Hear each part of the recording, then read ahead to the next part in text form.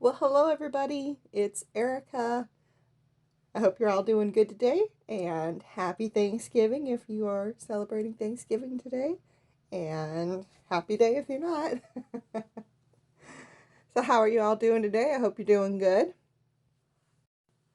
And if you're new to my channel and this is the first time you've been here, my name is Erica again, and I make art videos with some commentary in the back.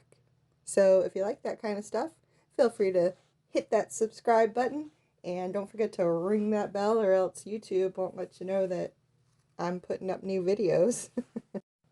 So for today's drawing, I am working in my snake book.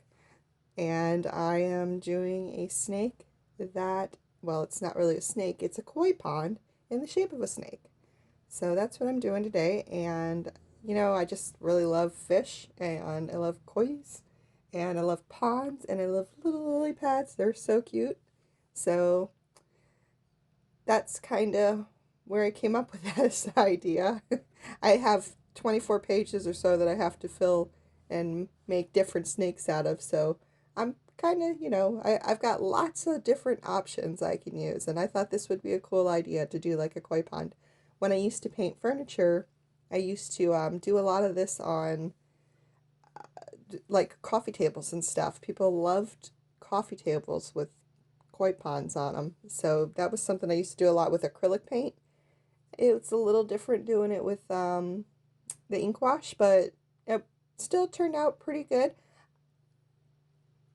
I'm getting used to working with ink wash, and I do like it. And I tried to use markers on watercolor paper, and it's a terrible idea. I especially the thick watercolor paper with the markers, and that just seems to like suck that marker right into it, and so it dries out real quick, so it's not like real good for blending or anything. I don't know. Thin watercolor paper might be different, or even hot press watercolor paper that's smooth instead of textured. But this thick watercolor paper that's cold pressed in this book, if I use a marker on it, it really not the best for it. So I don't use those. So I've been using the ink washes, and of course the metallic watercolors, because I love that. That's going to be on every page of this book. And I usually start with my metallic watercolors first, and I only do that because when I do those, that gives it a chance to dry while I'm working on another part of the painting, because I like to also go around those metallic watercolors with the metallic ink. I like that contrast of the two, or that break in the two. It's not just the circle. So, and then I go ahead and I start doing my water, and I have my rocks that are going to be above the water outlined already. Those are the rocks you see on the side. So I put down just a kind of a light blue so that I have a base of water on the whole thing. And then I go in, and you see I do my little thing around there. But then I go in and I start doing the colors of the lily pads. And I do the lily pads just so that when I start adding those dark blues, I kind of know where not to go. And I start these little rocks, but I'm pretty sure I stop in a second because I wanted to do my lily pads first. So I got a little ahead of myself there. Which I tend to do sometimes. Or sometimes I'll just completely forget a certain area and have to go, which I guess is kind of what I did.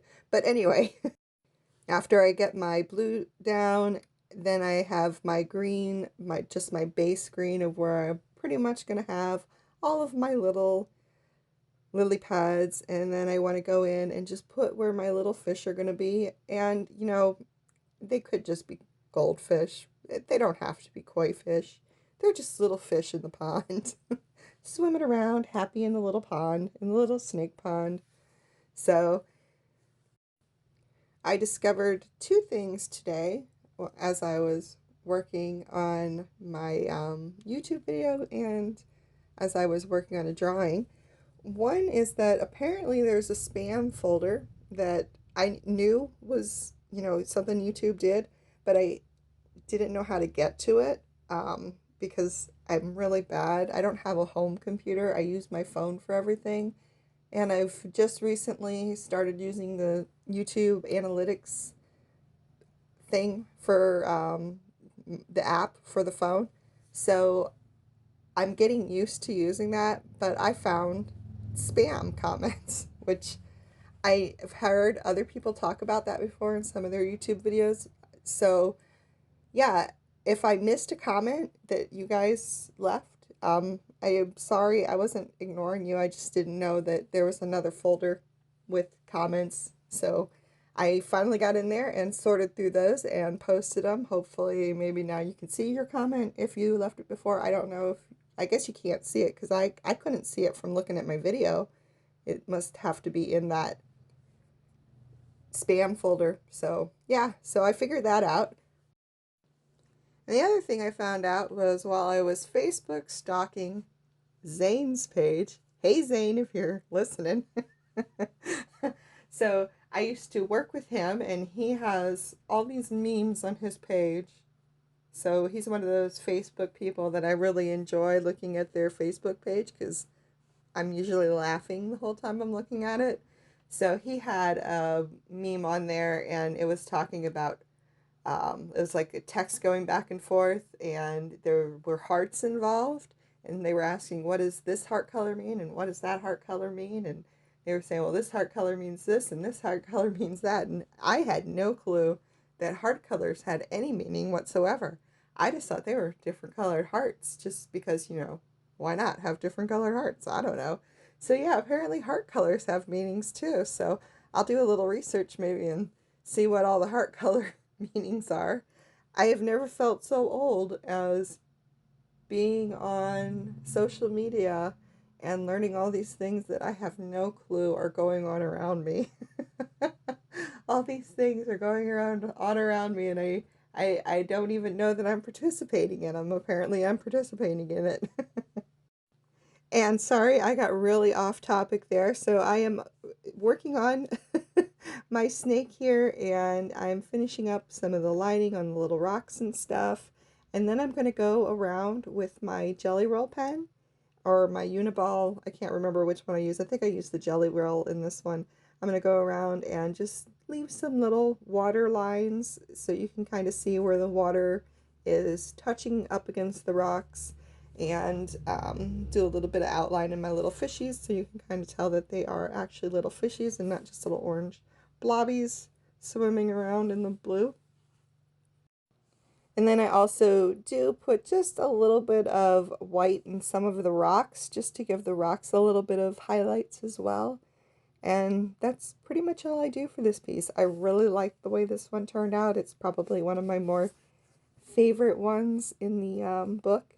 So yeah, I was pretty happy with this one. I might do another one similar to this, but not exactly like this, on a bigger sheet. And if anybody's interested in any of the products that I used for this piece, I will leave a link down in the description below to all of the products that I used for this. All right, so that's it. That's the finished piece. I want to give a big thanks to all of my subscribers. You guys are so awesome. I appreciate you so much. And I want to thank everybody for watching the video today. And have a great Thanksgiving. And I will see everybody in the next video. Or I'll talk to you all in the next video. Love you guys. Bye.